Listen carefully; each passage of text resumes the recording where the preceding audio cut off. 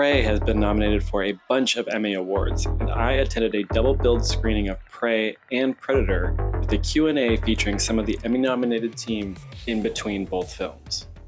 Entering the theater, we were greeted with an amazing feral predator statue made directly from Studio ADI.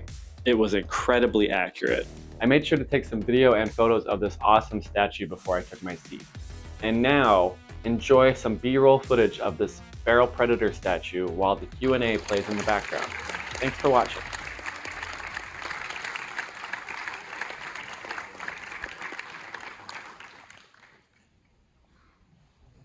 Hello, everyone. Is the mic on? Okay, here we go. Yes, okay. I don't want to hold you up any longer. Thank you so much for coming to this screening of Prey. I'm Marcus Jones, awards editor at IndieWire. And yeah, we're excited to talk. Joining me today are the ADR dialogue editor, Jesse and Spence.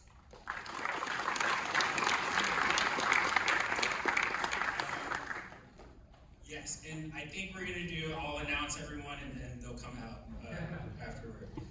But sound editors Chris Terhune and Will Files. Executive producer Ben Rosenblatt. Jane Myers, producer. And filmmaker Dan Trachtenberg.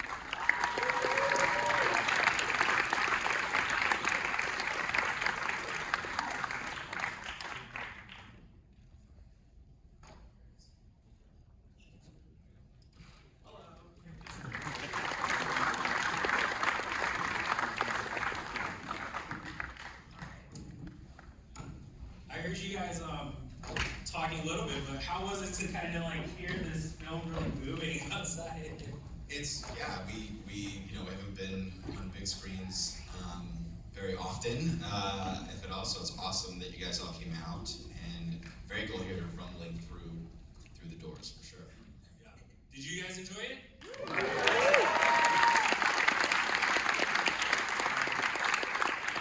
But congratulations, this has 6 Emmy nominations.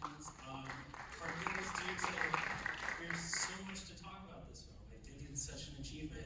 But I guess where to start is that because this is at the intersection of so many things, like what were you thinking about when you wanted to pursue making a film that ended up in the Predator universe? Well, I think I really love being overwhelmed by movies. So my favorite movie-going experiences are when something is like fun and thrilling, but also really moving.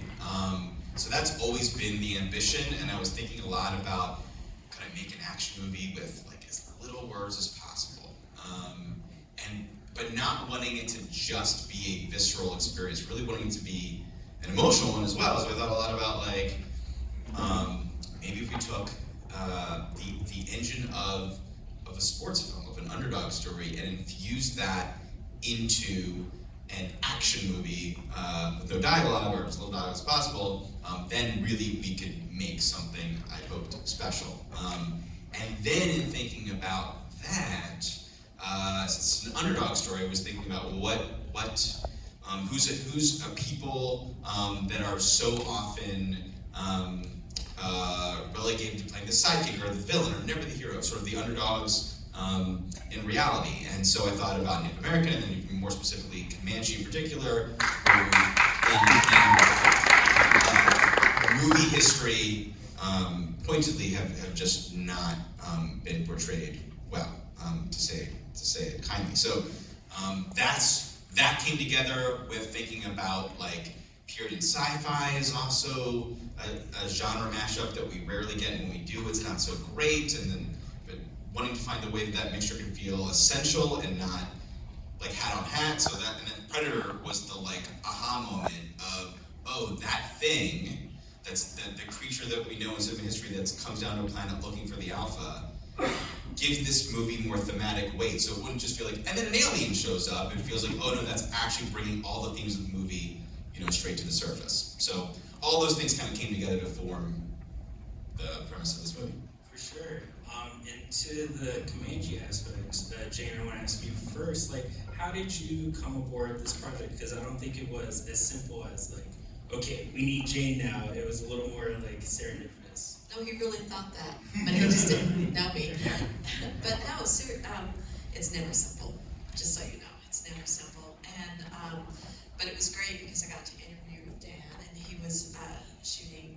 Oh, you're shooting The Boys, right? No, so another pilot. Oh, another pilot. Excuse me. He was shooting another pilot, and so it was during the pandemic, and poor thing, he was so tired, and I thought they're gonna pick a man for this. I just know they're gonna pick a man because that's usually what happens. And so I don't know, came in and just gave everything I had and just told him all kinds of stuff during the interview. And even after the interview, because he was so tired, and, you get really tired when you're working on, when you're shooting. And I thought he was sitting there like this. And I thought, oh, he's not gonna hire me. And, I said, oh, he's bored. How are you bored? So after the interview, I got a call from Scott Everson, who's in there somewhere. He's our EVP in the back, and they offered me the job. And I was so happy because I was like, yes. And was it clear kind of what your responsibilities were going to be, or did you find yourself through the process like, and now I can help out here, and help out here? Yes, I have a really unusual skill set. I have a background in art and also in traditional art, and also as someone that makes traditional art. So I was able to use all of my knowledge within history. I was raised as an elder's child by my grandparents, so I was raised with stories that were, 4 generations away from myself. So I heard their stories from their grandparents, as they handed them down. So I had all kind of knowledge, and it was amazing to be able to work with that, and to be able to work with like the costume department, with props, just wherever they needed me. And it was really great because sometimes they had books and they were like, well, I don't know this. No, this is how you make it. And I would just grab tools and start making it, and they were like looking at me like, oh my gosh. So for me, it was great because I did get to use all of my skill set. And then Ben, where did you come in? Were you guys kind of like bouncing ideas off of each other, or did you hear about like the fully formed brain? Like, let me jump in. I'm going to answer that, but I want to say something first because it's really exciting. Yeah. So my favorite character in the film is Sunny, the dog, and Sunny, right? And I thankfully, I have some idea that a lot of people have seen the film on Hulu or in screenings like this. I've never heard of any dog audience members, and I see one right there, which is amazing. As well as you, but also the dog, come on. And then is there one more? I heard tell of one, there's another, oh my God. So it's just it's a big moment. We have at least the first 2 dog, theatrical audience members. For me, I worked with Dan on his first film, 10 Cloverfield Lane, when we were at Bad Robot, and he had sent me versions of the script, and we talked about it in early versions years ago. And as these things go, it wasn't getting made, and the studios were going through transitions and all that kind of stuff. And then when it was finally going to happen, he gave me a call and said, I want you to be part of this. And I was in LA, not in Calgary, with all the brave souls that were there in these incredible locations. But then when they came back and we started to put the film together, it was clear we were going to have to roll up our sleeves and really kind of figure it out. And so that's when I really kind of became part of this story and got to work a lot with Dan and with Jane, who I adore and is a force of nature. And I just think it was one of those groups that just kind of gelled, and we were like, we were super lucky to have, and I mean this sincerely, Scott and Steve Asbell at 20th, who were just from the beginning, right in there with us. Dan did something I've never seen before on a feature film, which is that, usually a DGA director's cut is 10 weeks. And he showed the film to Scott and Steve earlier because we were like, let's just figure this all out together. And how we knew we had good stuff in there. We wanted to make it better, and it was just sort of there was just this kind of incredible trust all the way around. So, but that's kind of how it just grew and grew and grew, and that's kind of what my role was.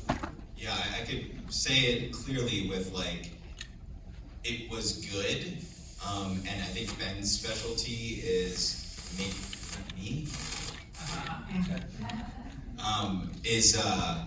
is making things great, or is ensuring that something will be great or can be great. So anytime I was like, we would show, whoever it was, like, I think it's working, and his feedback would be like, well, don't you want to be better than working, you know? I also don't like anything. Like, I'm never, like, what do you think of that? I'm like, it's okay, yeah. That was the mission, even from the studio, who all felt like, even at the early stage, like, this is gonna be a good movie, we're good here, we're fine, but everything came together to and with the other folks we're gonna talk to, of like, well, how can we make it awesome? So we really grinded quite hard the whole way through to make sure that happened. Chris, Will, and Jesse, I believe you guys were also speared from Calgary, the River Parts. Yes. But what was the collaboration like between you and Dan? Because you already mentioned that this film uses silence in a unique way, but then there's also so many different elements of sound, multiple languages, alien noises that we both are familiar with and are new. And so, what was kind of that conversation when you guys were jumping in? Well, I've had the great fortune of working with both these guys before. Dan and I have done a couple of things before this, including Take Cloverfield Lane. And Ben and I have done innumerable things together, and spent a lot of late nights together on mixed stages. So it was one of those great things where, you know, when you work with a director and a producer that you've worked with before, you tend to get called in much earlier than you might otherwise. So what was really cool on this one was, of course, I brought in Chris and Jesse with me for their first outing with these guys. Well, not necessarily your first with Ben, but it was really nice that we were able to get involved, like, basically as soon as they started cutting the film. So Ben and Dan brought us in, we started watching cuts, we came to a really early screening in the middle of COVID, where, you know, we watched it at the Fox lot, and we all sat around outside, you know, with the safe spacing. And it was just, you know, so cool to be involved. You know, so much of what we do obviously happens at the end of the process. So the earlier we can get involved, it's always really nice, because it not only lets us start thinking about things, but it also, you know, hopefully engenders a conversation where we can actually start, you know, influencing the entire creative process and saying, hey, you know, what if we did this one thing that would be really cool for sound? And Dan's always been a great collaborator in that sense of just being able to, like, throw me any ideas you have and we'll give it a try. And Ben is always the taste police, you know. Dan wasn't kidding when he's like, it's good, but it could probably be better, you know, it could be better. Let's try stuff, you know, which is great. And I think, you know, there is almost always room to make things better, or at least to try something and see if it's better. It's not always better, but, you know, being able to start as early as we did gave us a lot of time to try and fail. And that's where Chris comes in. Not the failure part, so. Thank you. Great intro. Yeah, I mean, I feel like with a Predator franchise, the first thing you want to do that you find comfort with is like, oh, the Predator clocks, and that's going to be the thing. But like trying to figure out what this more primitive version of the Predator we know, and like what that tech sounds like, and not just lean on, oh, we're just going to use the clicks and reinvent the clicks to also honor the legacy sounds and make the fans happy. But also make it unique in its own way, was just a whole challenge in itself. And like, again, like, to be part of that stage so early on was critical for that. Gave Chris a lot of time to try weird stuff. A lot of weird stuff, yeah. Were you also like experimenting, Jesse, with this particular? Well, it's funny because Dan just said that he wanted to have as few words in the movie as possible, and here I am. Wait, but they were good words though, the ones that made it. Made better by you, that's Oh, stop. I mean, it was pretty daunting just because of not knowing Comanche, and also one thing that I found really classy decision that you made was not having subtitles at all. So there's French, there's English, there's Comanche, and all of the loops that we did, all of the ADR, it's like we would do a Comanche version and we would do an English version. And even with, I don't know if you guys know what loop group is, but a lot of the people in the background that you see, we bring actors in to shoot what they're doing, because on set, obviously, they have to be quiet. And so we did this whole epic loop group day where we had, everyone had some sort of Native American heritage, and they came in, and we were like, okay, are we gonna do Comanche in the background, or English? And so we shot Comanche first. We had Guy Narcomi with us. He actually wrote the Comanche dictionary. So he would go through and tell all these actors the line in Comanche, and then they do it in English. And everyone was so pumped to do it in Comanche. It just came out so much better. And that's what we ended up landing with. So everything in the background is Comanche, and then once you're brought into the kind of the inner circle of the characters, it's English. So we try to make this language rule that becomes pretty obvious, like when, in the beginning of the film, when Tabe is coming to the tent, you can hear him yelling to his friends in Comanche outside, and as soon as he comes into the inner circle with his family, he starts talking in English. And it's just a really fun, unique process that, as a dialogue person, I've never been immersed that deeply into a culture that I was unfamiliar with, and I had so much fun. I want to say one more thing about Jesse, Jesse's role on it, because you hear something like, I want as few words in the film as possible, and you think, oh, well, okay, it's a diminished role. It's actually the opposite, because everything that is said has so much weight put on it. Like, right? Like if you have, you have a film with, 20,000 words, you're gonna be like, okay, well, there's 20,000 words, it's all going by. If you have a film with like 100 words, you're like, every one of those is gonna be scrutinized, and every one of those has to have extra like meaning, be the perfect performance, just right in terms of ambience and everything else. So it just made it that much more crucial to have Jesse be the one steering that show. I mean, I think it's important too. I mean, you guys just saw the film, but like the words that are there fully is a scene where it's English, Comanche, French, and an alien, and like a dog. And so, how is it like juggling all of those tracks and like keeping? I mean, it was great. It just really kept it interesting, and I just love that. Obviously we didn't loop the alien sounds, but It's mostly Chris. it was mostly Chris. Actually, That's the back of Chris's throat, I think, right? Upside down gurgles or something? Lying down. Look, I'm trying to figure out how to do it on command just for today, and I didn't quite get it. But once again, failure. Yeah, failure. And Could be better. I could see me. But yeah, just lying on the floor in the dark with the mic until I got it. And and I had like one good 5-minute take where that's all of the movie. Yeah. By the way, Jesse said also, did you? Yeah. What you said? Go ahead. I was gonna say your daughter is part of the project yeah. screen.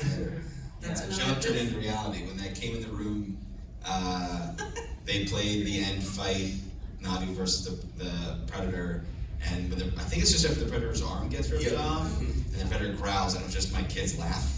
And we laughed, it was a good time. And then they actually put it in the movie. It's like, it's in that girl. I actually just told her the other day, because she brings up, because her mom recorded it on our phone while I was working, and she's like, I'm in the movie, right? I'm in the beginning with the kids laughing, is what I told her. It's like, yeah, actually, there's another part here, right? And she said, she doesn't want to watch it, she doesn't want to see that part.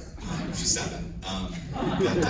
But yeah, it's delightful that it's there. Jesse also mentioned something, just don't want to let it go by, which is the decision not to have subtitles, right? Yes. Which was a back and forth thing, and I think, Daniel, tell me if I'm, I think that started as Scott's suggestion.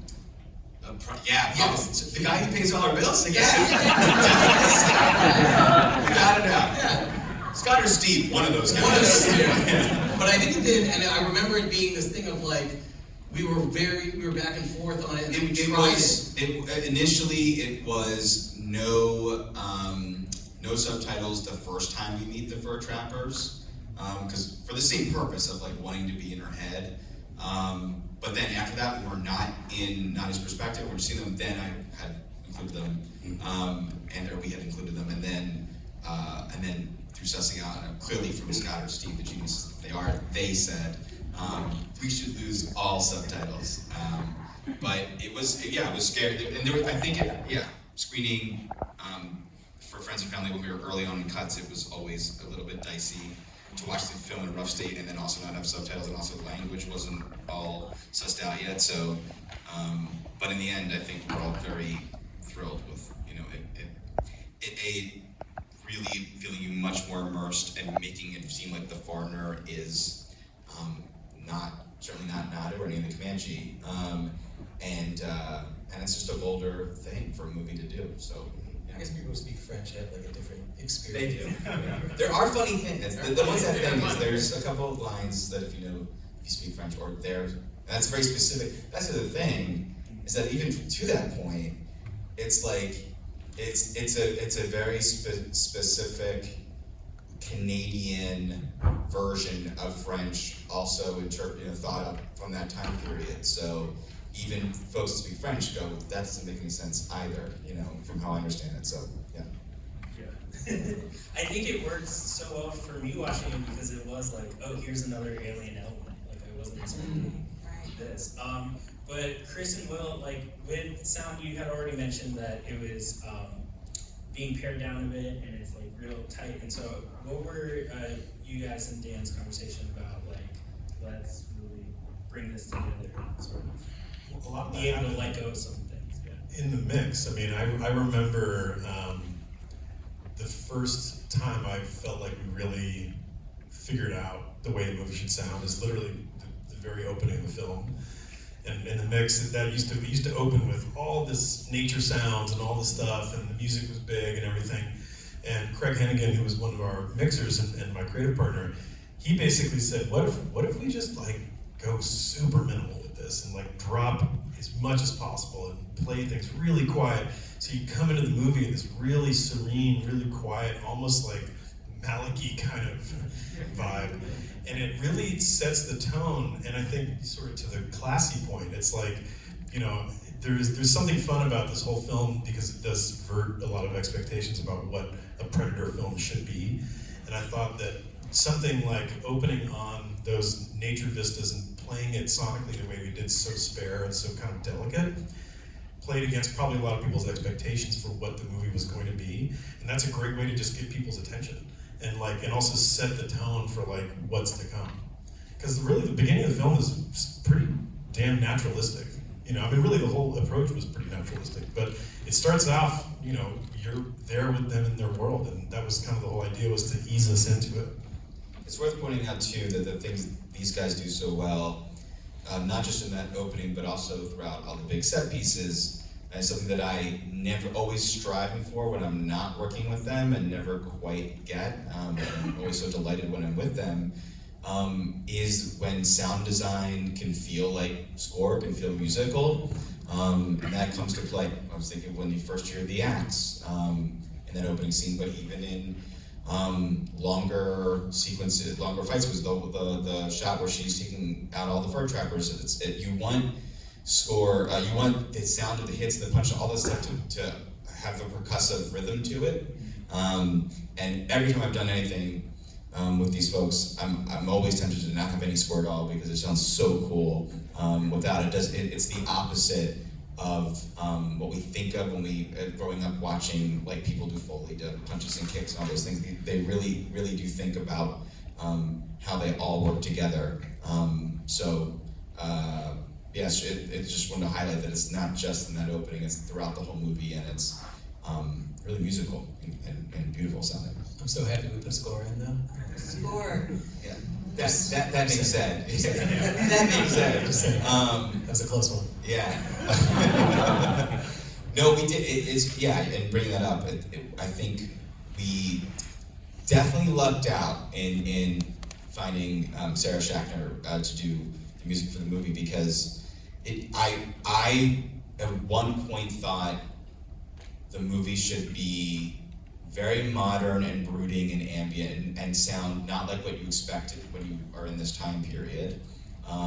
Sicario was a big reference, and but then also being super seduced and tempted.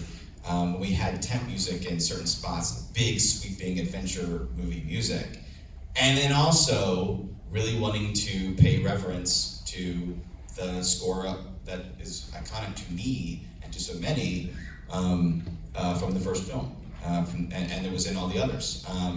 So having to combine those three elements, and one would argue they don't immediately go together when you first think of them, but Sarah nailed all of those genres, and worked with artists like Robert Mirabal, who Yeah, I think Jen, you should talk about Yeah. Mirabel a little bit, because it's... You want to talk about it? Sure. Yes, so part of me being native and having a native producer is I was able to pull from all of my different friends in all different types of categories. So Robert Mirabel, who's a Grammy Award-winning musician and artist, and you have to remember this was like during the pandemic, so I started bugging him when we were actually still in Canada. I was like, I need your help, I want you to have a great movie that we're doing, but I want you to help with music, because if you look him up and you see him, or if you just watch the film, that haunting chanting is what, he does. And I knew that once he saw clips of the movie, he would just innately know what to do. But because he had kind of readjusted his life due to the pandemic, he was doing drywall. And so when I tried to call him, he was like, I don't know, I'll think about it. Hey, I started doing drywall and it's really kind of cool. And I'm like, Robert, you're a musician, you're a creator. This is where the drama can... You're a creator. I said, you can probably buy enough drywall to drywall all of Taos Pueblo if you choose to do so after you do this job. So can you do this? So I kept bugging him, and he didn't see the whole film, but he saw the parts that he was doing the vocables and doing all the composing for.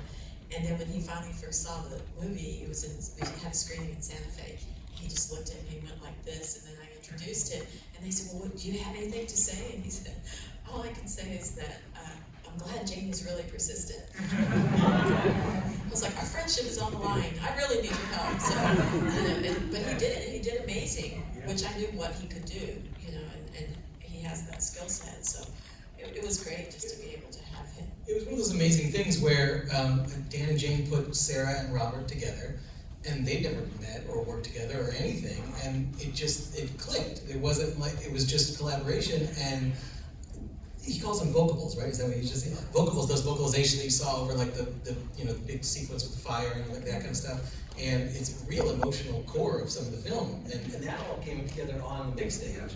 That was not a plan, we should have him do this for this one part. We just sort of tried it there.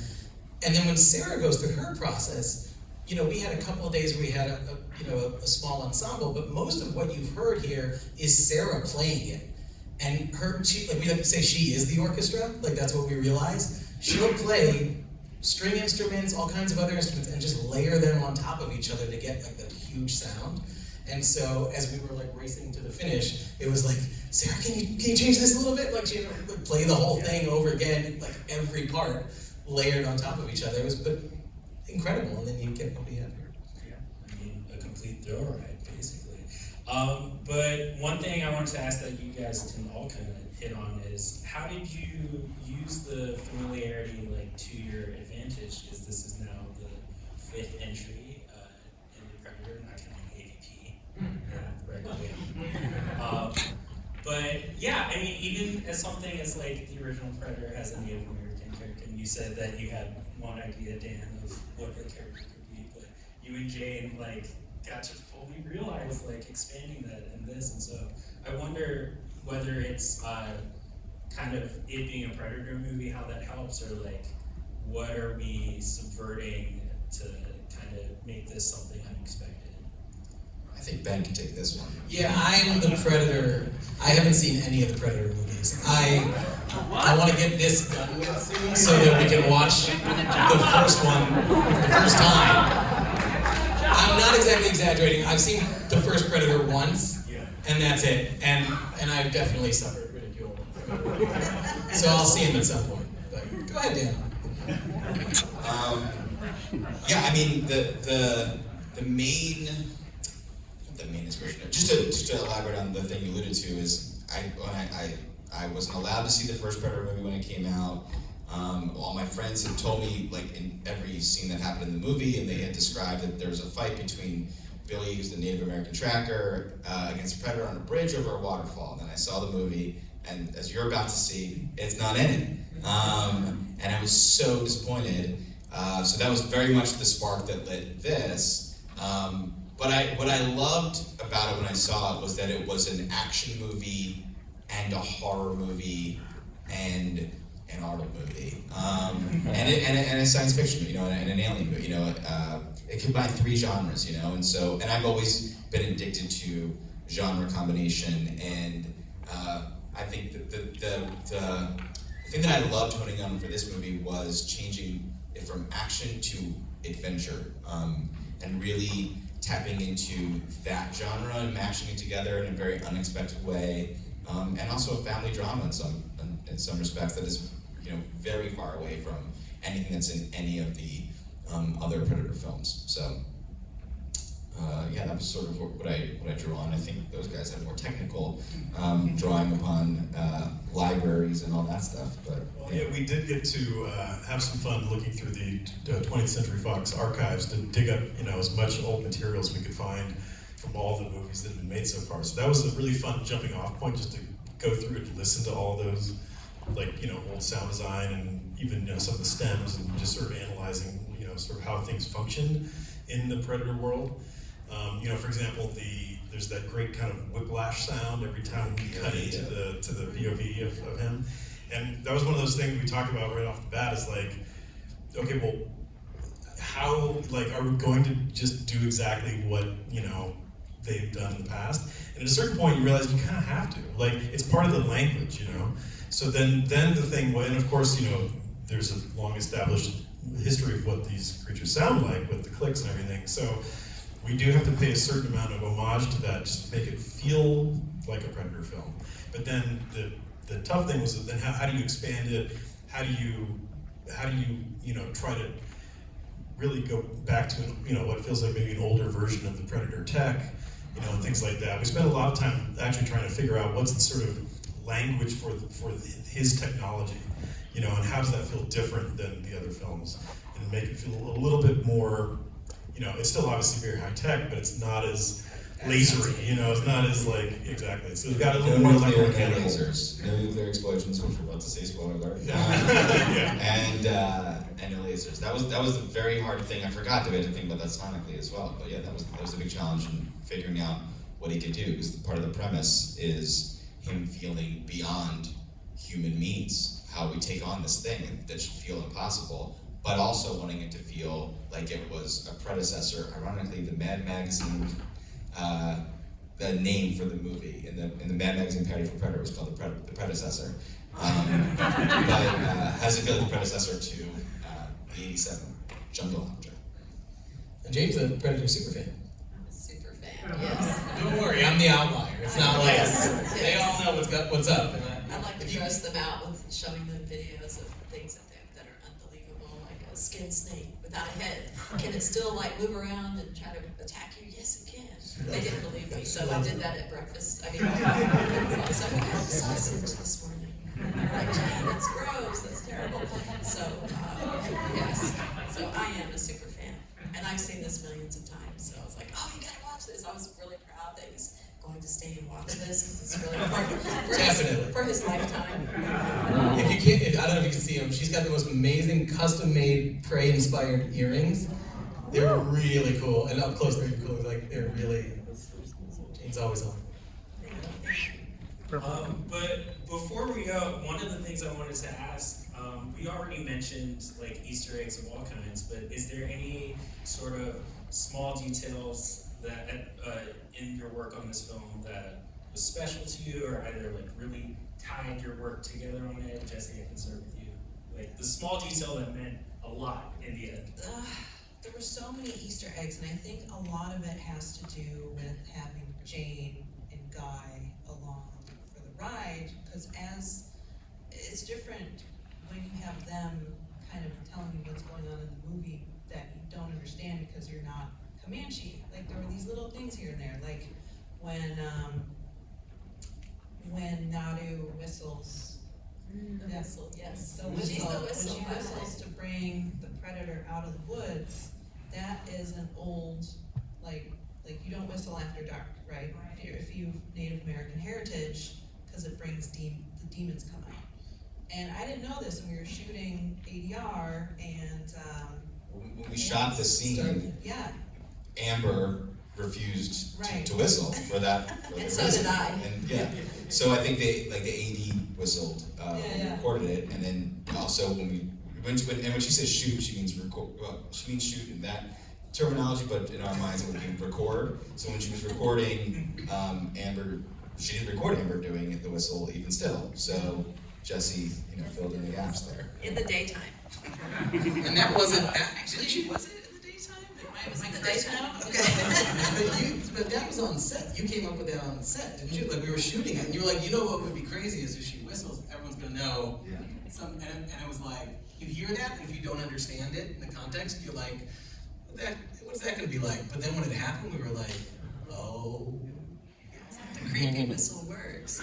But when we screen to native communities, and when we're in a native screening, when she whistles, you hear the crowd just go, oh. Because they know something bad's gonna happen, and they're like, oh, because she's just. We also feathered the whistle with what's called the Aztec death whistle. When you blow into it, it makes like this crazy scream. Horrible screech. And so at the end of her whistle, you just kind of hear like this scream, kind of dovetail at the back of it, and then he comes through, and it's pretty creepy. So I mean, there's a lot of little things like that in the film that just stick out to me, just being so connected with everybody through the whole process. And there's like, you snuck in Angela, the editor, who was going to be here. She probably couldn't make it today, but her horse is in there too. Her horse is in the Predator growl at one point, and then another Comanche thing that someone, I don't know if it was you or Guy or someone, that she's got that scar on her arm when someone you love dies, or family. Is that what it is? Somebody close to you. You scar yourself, and then you see after Tabe is dead, she's got a fresh one there too. Like, this is stuff I would never have even thought to notice, but there's so many cool little tidbits like that in the film. I just wish someone would write an article about it. So not the classic Easter eggs, but new Easter eggs. And for those about to watch the next one, I would say, think about, there's a couple connections. The way Tabe was cut by the fur trappers is a link to an event that happens in Predator 87.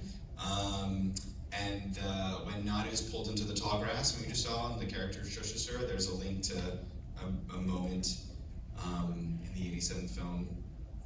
And of course, if it bleeds. We almost named a horse Chopper. But